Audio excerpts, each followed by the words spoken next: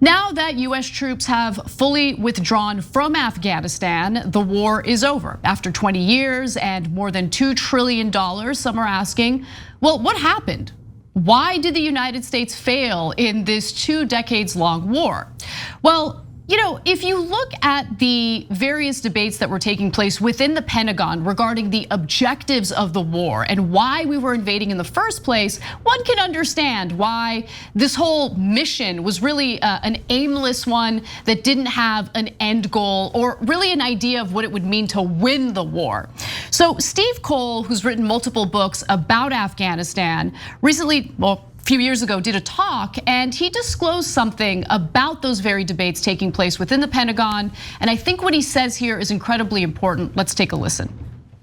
I was stunned to discover how often our government struggled with the question of Al-Qaeda versus the Taliban. Who are we fighting and why are we fighting them? There was one part of the argument that nobody had any trouble with. We're fighting Al-Qaeda, right? They attacked us. They're still trying to attack us. They're small in number. They're dangerous. They cross borders. We know what we're about there. But the formulations were always Al-Qaeda and its affiliates.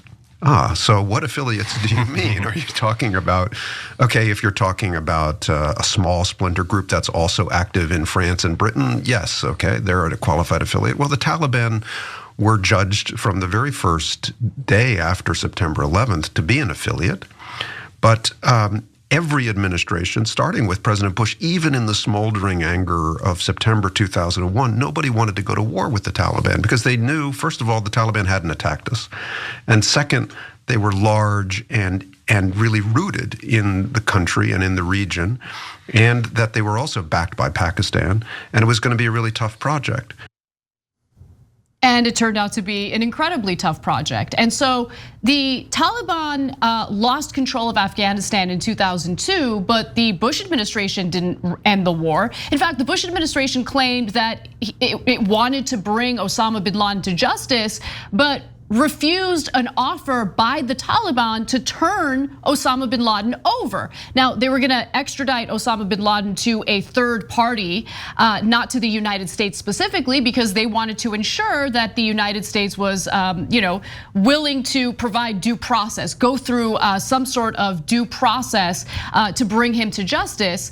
And Bush administration's like, no, we're gonna go in. Now, this whole notion of nation building wasn't even something that the Bush administration had any interest in. In fact, they were pretty transparent about that from the beginning. So once we're in, and once we're suddenly fighting the Taliban, what does it mean to win that war, right? And after the fall of the Taliban in 2002, why did the United States decide to remain in Afghanistan? Yeah, so I always remember this poll that was done now almost a decade ago, where they asked Afghans, what is 9/11? And over 90% had no idea what it was. So now, and let's keep in mind, so the Taliban, as the expert there pointed out, did not attack us. Iraq also did not attack us on 9/11.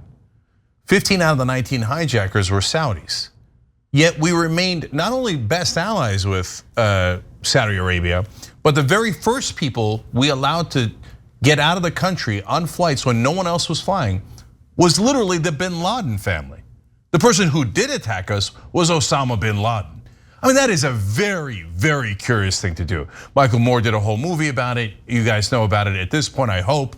And so you could say, hey, look, the bin Ladens are not necessarily all guilty because of one guy and it's a big family, but you might want to question them, right? Isn't it weird to fly them out and protect the bin Ladens that you know one of their family members did 9/11? So you never attack the people who actually did it. You attack two different groups of people that didn't do it, and you stay there for 20 years, and they don't even know why you're there. And the number one answer for why are you fighting the Americans in that same poll was, because they're in my valley. And so this war has always been absurd. It's always been done for profit. And by the way, we all would have known that if it wasn't for the media industrial complex. I love that you brought that up, Cenk, because there was a fascinating panel debate that was taking place. It was carried on C-SPAN 2 at the time, not even C-SPAN 1, so most Americans probably didn't even see it. But it was a discussion among journalists from both the United States and our European allies. And one journalist from Italy specifically, in 2002, that's when this panel is taking place, decided to call out the jingoistic nature of US media, in particular, the jingoistic nature in the reporting on Afghanistan and the fear-mongering that was taking place at the time in regard to Iraq. So of course we hadn't invaded Iraq yet, that happened in 2003. But this conversation is mostly about Afghanistan, and listen to what the journalist has to say here. From what I've seen, I've spent like a month and a half after September 11th in the States, and what I've seen is that American journalists have become more patriotic, can we put it this way, which is not the case for the majority of European, or let's say of Italian journalists. Italy has been quite critical about everything about what was going on.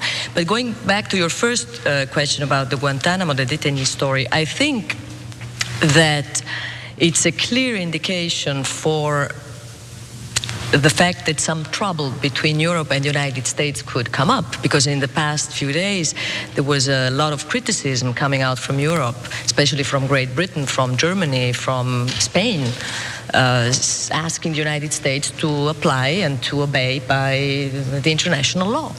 And as someone told me the other day, that might be, the beginning of the end of the honeymoon between Europe and the United States. So by January of 2002, our European allies, including journalists from European countries that were aligned with us in this war, were starting to raise some red flags. And they're like, what's going on here? What are you guys doing? In fact, there are possible war crimes taking place, especially when it comes to the detention of these prisoners of war in Guantanamo. I'll get to the response of a US journalist to that statement in just a second, but Cenk, did you want to weigh in? Yeah, I want to make one point about what she said, because it's so on point, and I don't even know that she knew that at the time. Probably not.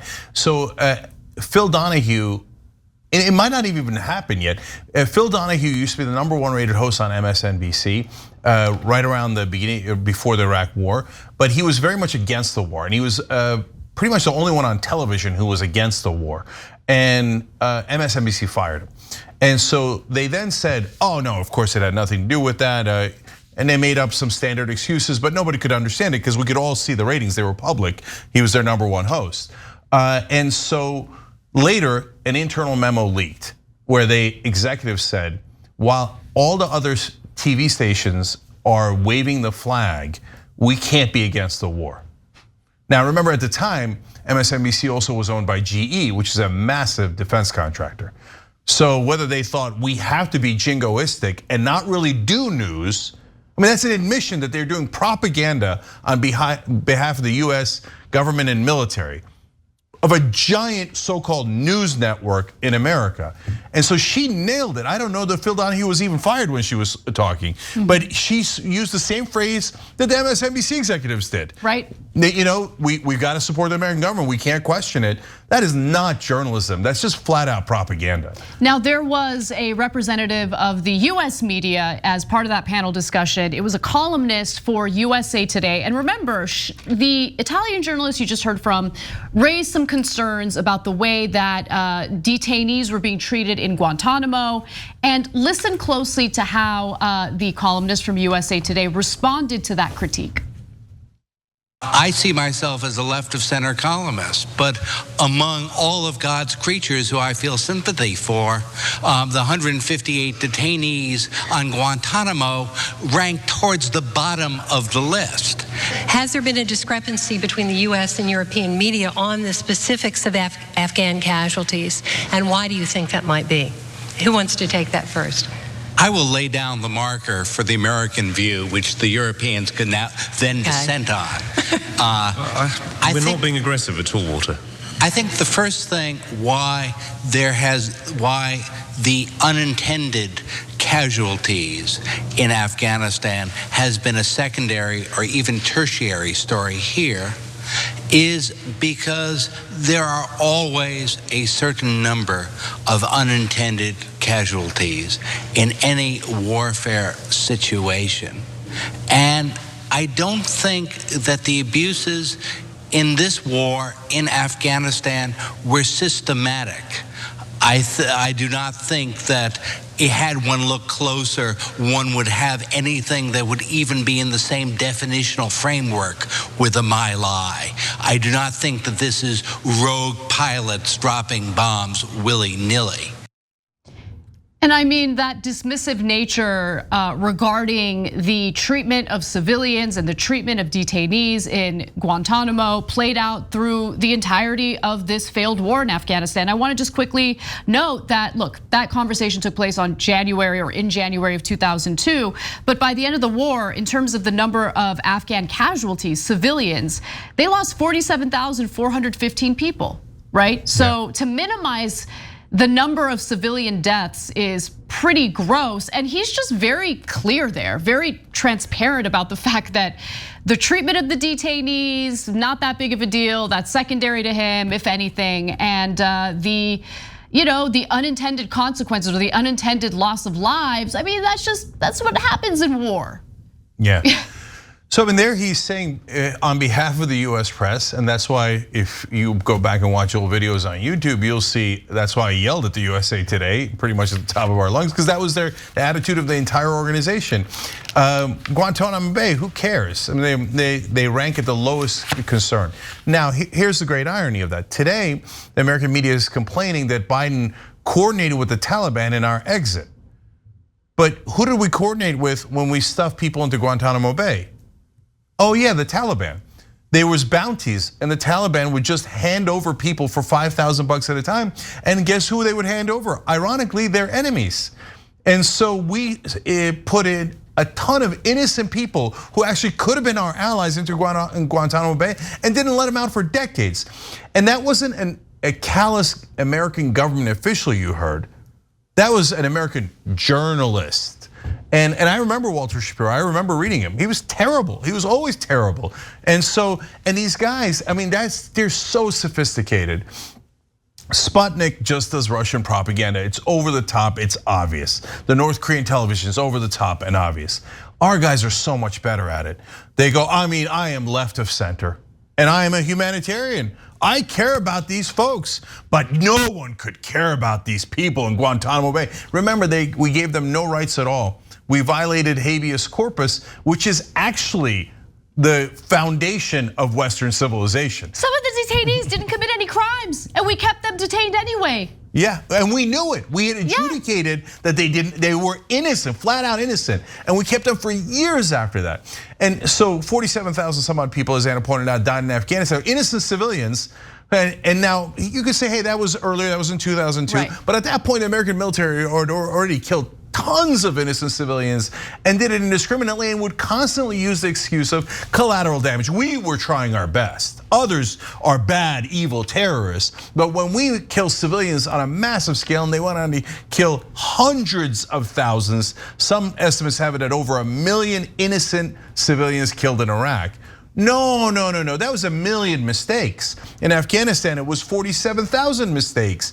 Well, but we're angels, and it's not the government telling you that. It's a press pretending to be free and independent, and even left of center, that does that propaganda on behalf of the government. Exactly. So our media might not have guys with rifles behind them. They might not, tell you that their dear leader bowls 300 every time he goes bowling. But their propaganda is in some ways more insidious because of how sophisticated it is. It tricks so many people in a much better, efficient way. Thanks for watching The Young Turks, really appreciate it. Another way to show support is through YouTube memberships. You'll get to interact with us more. There's live chat emojis, badges. You've got emojis of me, Anna, John, JR. So those are super fun. But you also get playback of our exclusive member-only shows and specials right after they air. So all of that, all you gotta do is click that join button right underneath the video. Thank you.